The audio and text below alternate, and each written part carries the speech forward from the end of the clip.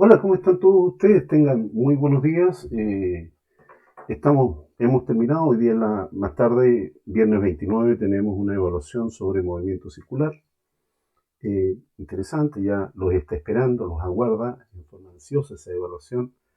Y, pero el mundo sigue girando, por lo tanto nosotros vamos a partir con un pequeño resumen y luego entramos con materia que hasta cierto punto es de reforzamiento y luego entramos materia nueva.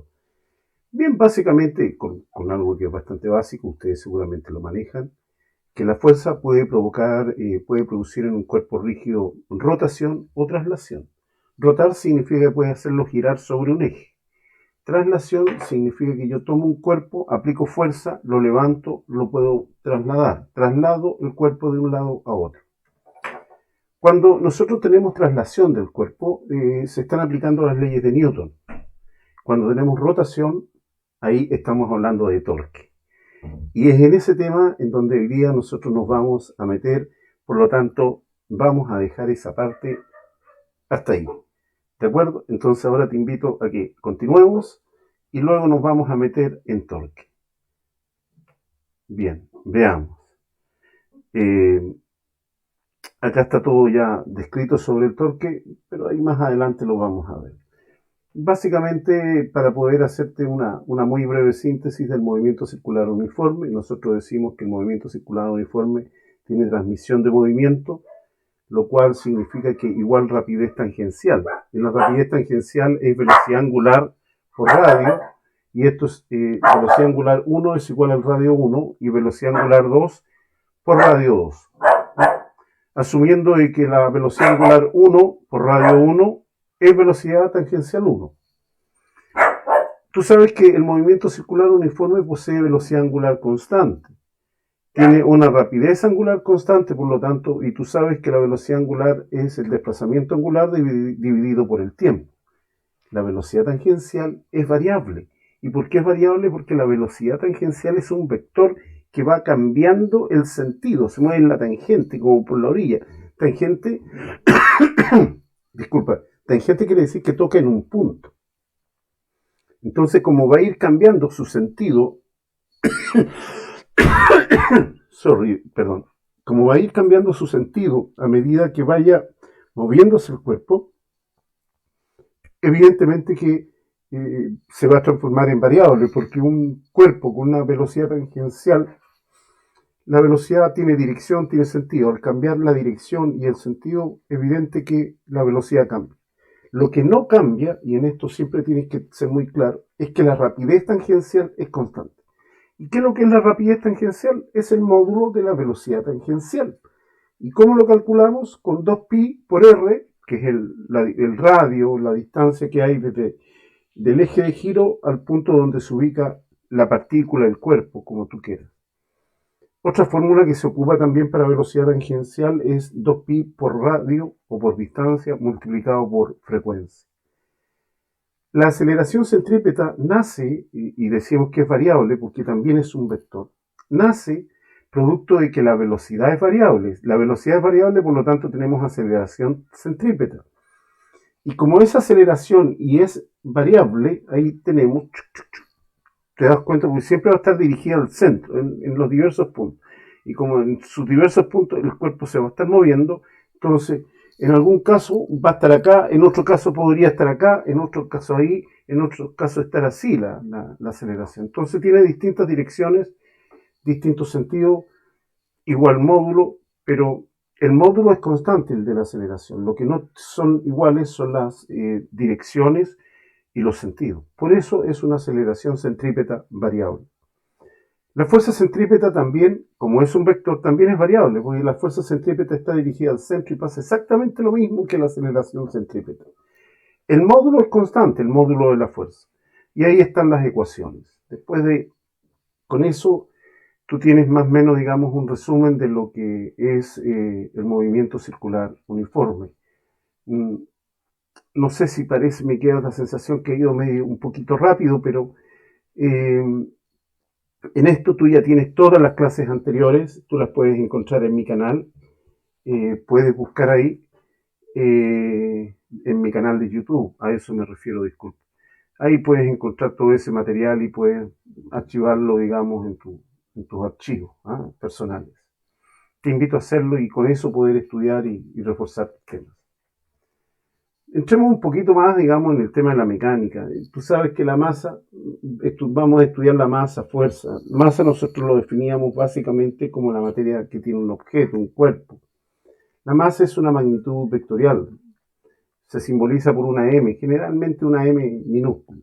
Se mide en kilogramos en el sistema internacional y en el CGS se mide en gramos. La fuerza, para que exista fuerza, tú sabes que es una interacción entre dos o más cuerpos que puede cambiar su estado de movimiento, reposo, provocar deformación en ellos. Es una magnitud vectorial. En el sistema internacional se mide en Newton, en el CGS se mide en dinas.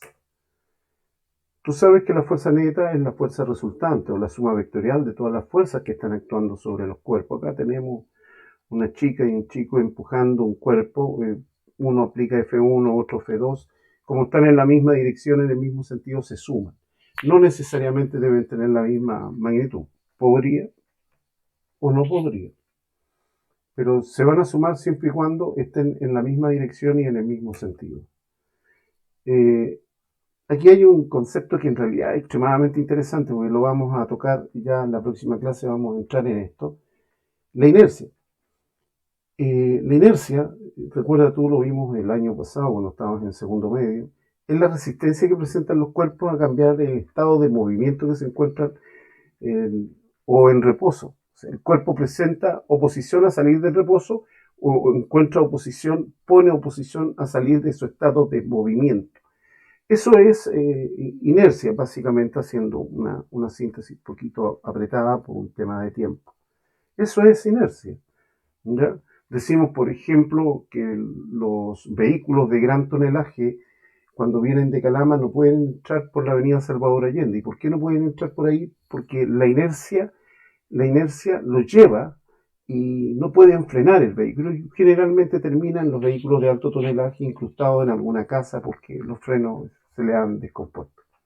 Y la inercia tiene una directa relación con la masa. Mayor masa, mayor inercia. Eso es lo que sucede, ¿eh? Los tipos de fuerza, normalmente uno trabaja varios tipos de fuerza. Peso, la fuerza con que son atraídos los cuerpos que se encuentran en una relativa cercanía a la Tierra. Esos pesos se calculan multiplicando la masa por la aceleración de gravedad. La normal es la fuerza que presenta en la superficie cuando tú colocas un objeto sobre ella. Tienes que necesariamente tener una superficie. Tensión, yo te lo decía también el año pasado, que la tensión es la capacidad que tienen las cuerdas de transmitir una fuerza. Fuerza de roce, yo te explicaba que la fuerza de roce es una fuerza de oposición que presentan cuando tú tienes un cuerpo sobre otro. Hay una fuerza de oposición. Y la fuerza elástica es la fuerza que tienen todos los cuerpos de elasticidad. Aquí hay un señor que está doblando, este señor de polera rosada está doblando un objeto. Es la elasticidad la que tiene la fuerza que te permite flectar un cuerpo o realizar algún tipo de movimiento. Teníamos luego las leyes de Newton. Las leyes de Newton están dentro de lo que nosotros llamamos dinámica. ¿Y qué es la dinámica? Al final estudia las causas del movimiento, el por qué se mueve. Acuérdate que la cinemática estudia cómo se mueve y la dinámica estudia el por qué se mueve. Y en esta dinámica está lo que nosotros llamamos las leyes de Newton. La primera es la ley de inercia, la cual ya la hemos enunciado. Segunda, la ley fundamental de la dinámica. Y tercera, la ley de acción-reacción. Cabe hacer un pequeño repaso de lo que es la fuerza de roce, porque uno generalmente la ocupa mucho. Las características de la fuerza de roce son bastante simples. Siempre se va a oponer al deslizamiento en la superficie de contacto. Depende de la superficie. Es algo que es absolutamente normal. Básicamente trabajamos con dos tipos de fuerza de roce. El roce cinético, que es cuando se aplica cuando los cuerpos están en movimiento. Ese roce cinético se calcula, se representa por F sub K, es igual al coeficiente de roce sub K por la fuerza normal. ¿Qué es el coeficiente de roce? Es una característica que tienen todos los cuerpos. Le es propia a cada cuerpo. El cobre tiene un coeficiente de roce. El plomo tiene un coeficiente de roce. Todos los cuerpos tienen un coeficiente de roce, que le es propio, es característico, multiplicado por la fuerza normal. Cuando el cuerpo se está moviendo en forma horizontal, la fuerza normal y el peso son de módulo igual. ¿Ah? De módulo son iguales, porque en dirección también tiene igual, pero tienen distintos sentidos. La fuerza normal es hacia arriba y el peso hacia abajo. Recuerda siempre que la fuerza normal es perpendicular a la superficie. Siempre recuérdalo. El roce estático es el coeficiente de roce estático por la fuerza normal. Ahora, debo agregar, sí, que el coeficiente de roce es lo que se llama en física adimensional.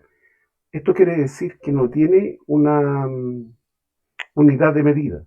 No tiene unidad de medida el coeficiente de roce estático. ¿Mm? Y aquí entramos al concepto que yo te decía recién. Cuando uno aplica fuerza, la fuerza puede provocar dos grandes efectos. Que la fuerza tú la estés aplicando para traslación, de traslado un cuerpo, o de rotar, hacer girar un cuerpo. Para que tú logres hacer girar un cuerpo. Cuando tú haces girar un cuerpo, provocas lo que se conoce como torque. El torque es lo que se provoca cuando tú aplicas una fuerza. Si tú tienes un disco y lo haces girar, tú no aplicas fuerza en el eje, tú aplicas fuerza en la orilla, ahí hay una fuerza. Pues bien, como lo aplicas en la orilla del disco, hay una distancia de donde tú aplicas la fuerza al eje de giro. Esa multiplicación de la fuerza por la distancia que hay al eje de giro se conoce como torque. Para que se provoque torque, como tú tienes el disco así, tú le aplicas la fuerza así, el brazo es perpendicular, o la distancia que hay desde el eje de giro al punto donde tú aplicas la fuerza, el brazo, eso se llama brazo, y la fuerza que tú aplicas son perpendiculares. Si son perpendiculares, nosotros tenemos lo que llamamos torque. Acá tenemos el ejemplo de una fuerza. Normalmente la fuerza nosotros la aplicamos acá en la manilla, nunca la aplicamos acá en la bisagra, ¿verdad? Aquí en la manilla es extremadamente fácil, hasta un chicoco muy niño puede abrir una puerta, es muy fácil. ¿Por qué? Porque existe este brazo, esta distancia, esto que está acá, esta distancia, del punto donde tú aplicas la fuerza acá a la bisagra. Este sería el eje de giro, ¿te das cuenta? Y este es un vector. Ojo, no te lo dije recién, pero es un vector. Entonces, el brazo multiplicado por la fuerza se llama torque. Necesariamente, para que haya torque, una condición sí o sí, es que esta fuerza de acá, la que tú aplicas para abrir la puerta, debe ser perpendicular al brazo. Si son perpendiculares, entonces estamos en presencia de un torque. La unidad, por lo tanto, la unidad de medida del torque va a ser, la unidad de la fuerza es el newton, la unidad del brazo, como es una distancia, tiene unidad de longitud, entonces te queda en el sistema internacional, te queda en newton por metro. En el sistema CGS te queda dinas multiplicado por centímetro. ¿Estamos? Esta letra con la que se representa el torque es una letra griega que se llama tau. El brazo se representa por una R y la fuerza por F. ¿Cuál es la convención de los signos para los torques? Esto es extremadamente importante que tú te lo aprendas. Mira, si el torque se está moviendo, si tú al aplicar la fuerza, por ejemplo acá, tienes, a ver, te lo explico acá, tienes este refalino, ¿cómo se llama? Bueno, tienes una palanca que está pivoteada en el centro. si tú aplicas fuerza acá en este extremo, tú te vas a dar cuenta que empieza a girar así, en sentido antihorario. Entonces decimos que si tú aplicaste la fuerza acá en este lado, o tú aplicaste la fuerza y tú hiciste que el movimiento fuera antihorario, entonces en ese caso nosotros estamos en la presencia de un torque positivo. ¿Estamos? Si tú aplicas la fuerza así, el movimiento que se te va a generar es un movimiento horario. ¿Te das cuenta? Es un movimiento horario. Vas a provocar el giro de esta manera. Entonces, en ese caso, estaremos en la presencia de un torque negativo. A menos que se indique lo contrario. A menos que se indique lo contrario. ¿Estamos? Lo cual podría eventualmente ser. Cuando no hay torque. Acá tenemos a dos chicos que están jugando felices. Si nosotros aplicamos torque aquí, justo en el pivot, en el punto de apoyo, o aplicamos acá, en este sentido, ¿te das cuenta? Que sería en la misma dirección del brazo, de este brazo. En esos dos casos, nosotros no tenemos torque. En esos casos no tenemos torque. ¿Ya? Eso, por favor, sí o sí tienes que manejarlo bastante bien. Las condiciones del equilibrio rotacional son bastante fáciles. ¿Cuándo vas a tener equilibrio rotacional?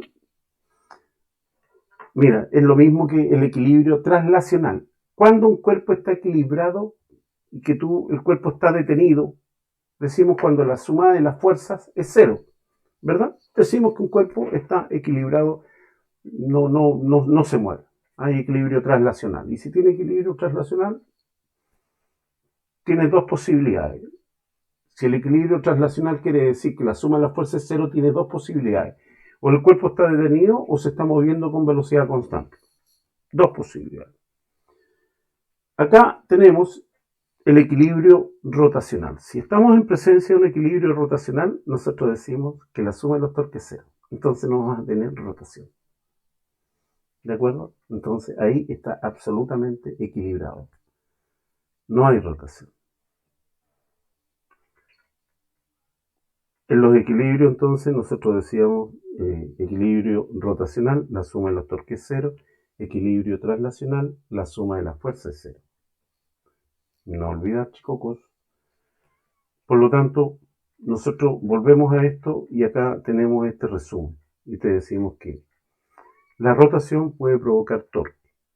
Y si tenemos torque, nosotros lo podemos calcular diciendo que el torque se representa por una letra tau, que va a ser igual a la fuerza aplicada en forma perpendicular al brazo de giro. Vamos a tener equilibrio rotacional si la suma de los torques es cero.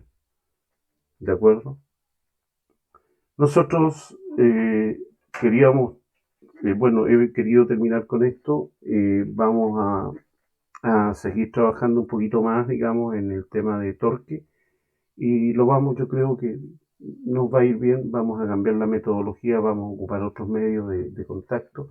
Así que, bien, pues, mis estimados colegas, espero que te haya quedado bastante claro. Yo, cualquier duda que tú puedas tener, te invito a que lo estemos conversando.